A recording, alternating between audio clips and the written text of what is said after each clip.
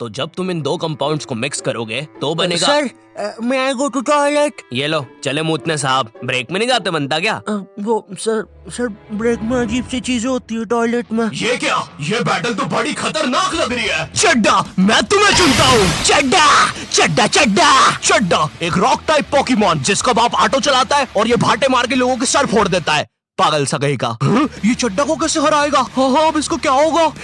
पापे, मैं तुझे चुनता हूँ। पापे पापे एक पंजाबी गैस टाइप पोकेमॉन जो कि मूली का पराठा खा के इतनी जहरीली ठुस्सी मारता है कि पूरी दुनिया खत्म हो जाए। पापे एटॉमिक गैस ठुस्सी। चड्डा चड्डा क्या करूँ?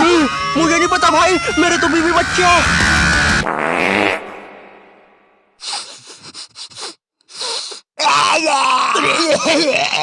टीनेजर्स। नहीं, ये वीडियो ऐसे स्टार्ट नहीं होगी। ये तो बस मैं तुम्हें बताना चाहता था कि ब्रेक में बॉयज टॉयलेट में कैसी हरकतें होती है, और ये भी बस उसका 1% था। गर्ल्स टॉयलेट के बारे में मुझे ज्यादा पता नहीं है, या मुझे पता है। नहीं, मुझे नहीं पता, या मुझे। Meanwhile in girls' toilet.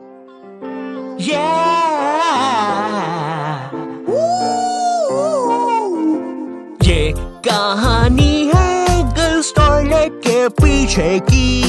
जी हाँ दोस्तों, गर्ल्स टॉयलेट जहाँ लड़कियाँ सुपर हीरो बन के थर की बुड्ढों को बचाती है। यहाँ पर खुशियाँ और अमन से रहे लोग। क्या? अरे भाई, फिर तुम ही बताओ, लड़कियों को इतना टाइम क्यों लगता है बाथरूम में?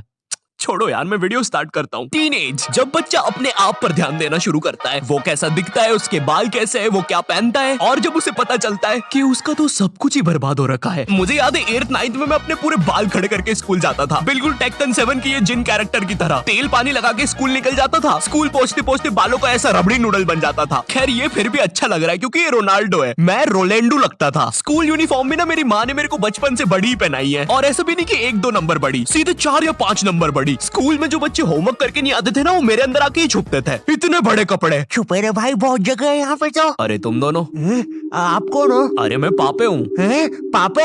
अब तू तो 4 दिन से लापता है ना, हमने बाहर तेरे पोस्टर्स देखे। 4 दिन? मुझे तो यहाँ पे 40 साल बीत चुके हैं। देखो इसकी यूनिफॉर्म के अंदर टाइम बहुत तेज चलता है। बाहर भली 4 दिन ही हुए होंगे, लेकिन यहाँ मैंने 40 साल जी लिए हैं। मैं जब अंदर आया था मैं भी तुम्हारे बराबर का ही था। माँ को देखे आज 40 साल हो चुके हैं।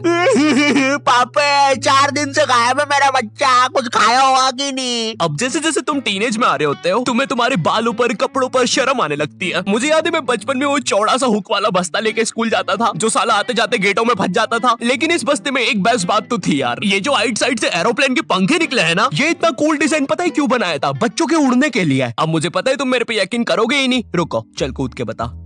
भाई पक्का नहीं?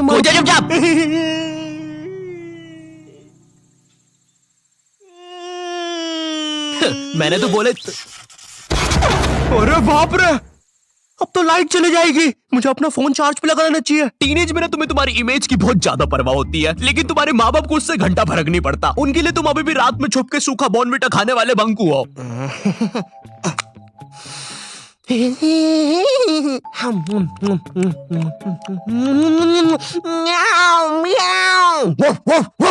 बॉर्नविटा सूखा तो बिल्कुल ना खाने दे बच्चों को। भाई मेरी इमेज की तो ना पहले से ही धज्जियां उड़ रखी थी मेरी मम्मी की वजह से। मैं ना स्कूल बस से जाता था, और डेली जैसी मैं बस में चढ़ने वाला होता था, उसी समय मेरी मम्मी को याद आता था, अरे ये दूध पीना तो भूल ही गया। भगते भगते उबलता हुआ दूध और बादाम लेके मेरी मम्मी बस के सामने खड़ जाती थी कि जब तक मैं वो उबलता हुआ गरम गरम दूध खत्म नहीं करूंगा कोई कहीं नहीं जाएगा। भाई मेरी माँ एक दूध के गिलास और 2 बादाम के साथ पूरी बस हाईजैक कर लेती थी। अब ना सारा प्रेशर मुझ पे होता था, क्योंकि मुझे वो 100 सेल्सियस का लावा जितना गर्म दूध 10 सेकंड में गटकना है। क्योंकि अब बस के सारे बच्चे इंक्लूडिंग ड्राइवर और कंडक्टर भैया सबकी नजर मुझ पे ही है। वो गर्म दूध गटकने के बाद मेरा गला कुछ ऐसा हो जाता था। वैसे ये मेरी फोटो लीक कौन कर रहा है बे? टीनेज में तुम्हारे माँ बाप तुम्हारी प्राइवेसी की धज्जियां उड़ा के रख देते हैं। एग्जाम्पल के लिए अगर तुम अपना फोन कहीं छोड़ के जाओगे, ये पक्का चेक करेंगे, और अगर तुम बोल के जाओगे मेरे फोन पे किसी का भी फोन आए तो उठाना मत, फिर तो पक्का उठाएंगे। और चलो फोन उठा लिया, कोई दिक्कत नहीं है, लेकिन अब बात भी तो करो सामने वाले से। फोन उठा के चुपचाप खड़ जाएंगे। इनको पता लगाना होता है कि सामने वाला कौन है, क्योंकि इनको लगता है कि तुम्हें बस लड़कियां ही फोन करेगी।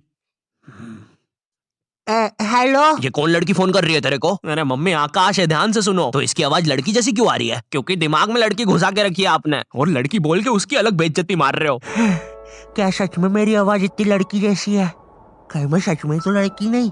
बहुत हो गया, अब मैं अपनी शक्तियों का गलत इस्तेमाल करूंगा। और इसी तरह आकाश ने अपनी शक्तियों का गलत इस्तेमाल शुरू कर दिया। बेबी एक बार फिर से बोलो ना प्लीज ना। रिचार्ज करवाओ ना सोना बाबू।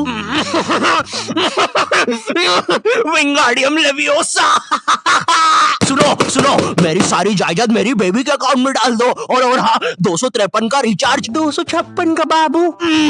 256 का रिचार्ज भी कर दे। हो गया सर, हो गया, काउंटर मत तोड़ो हमारा, हो गया। बेबी बेबी बेबी सब छोड़ के चले जाते हैं। और इसी तरह आकाश बन गया दुनिया का सबसे बड़ा स्कैमर। ये ऐसे क्यों हंस रहा है? मुझे क्या पता, शायद जो नशे अभी हम करने वाले हैं उसने पहले ही कर लिए होंगे। तो तेरी गर्लफ्रेंड नहीं है फिर? नहीं है, बोला तो सही। ठीक है जा। वैसे एक सेकंड, नशे के बारे में क्या बोला तू? अगर तुम अपने फोन की तरफ देख के इतना सा भी मुस्कुरा दोगे ना तो इन्हें लगेगा तुम अपनी गर्लफ्रेंड से बात कर रहे हो। और चलो मान भी लेते हैं अगर मैं अपनी गर्लफ्रेंड से बात कर रहा हूँ तो मैं मुस्कुराऊंगा क्यों? अरे भाई वो गर्लफ्रेंड है मेरी, जोकर थोड़ी ना। अरे अरे नहीं नहीं। ओए सुरेश, क्या तुम्हें ये नाव वापस चाहिए? अंदर आओ। ओए रहने दे, नाली वाली नाव है वैसे भी, तू ही रख ले। और तेरे को शायद कहीं देखा है मैंने।